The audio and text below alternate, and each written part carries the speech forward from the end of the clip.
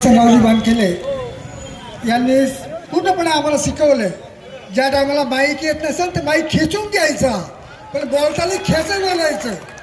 मी कुठल्याही पक्षाचा कार्यकर्ता नाही, मी राजकारण करणार नाही.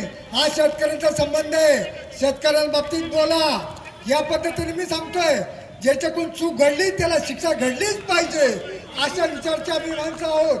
आजही आम्ही पोटाला चिमटा मारून राहिले. या आंदोलनामध्ये कुणा चहा पाणी नाही, कुणा काहीच नाही.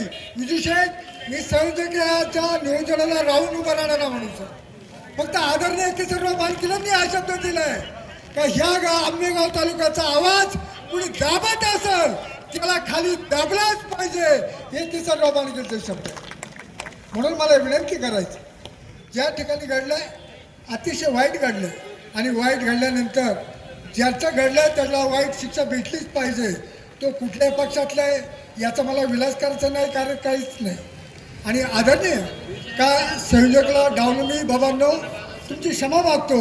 याला कदाचित सगळं पोलीस खातं तुमच्या हातात आहे, खाली उतरलं उचलून टाका म्हणते पोलीस याला. तसं बाबांना काही करू नका.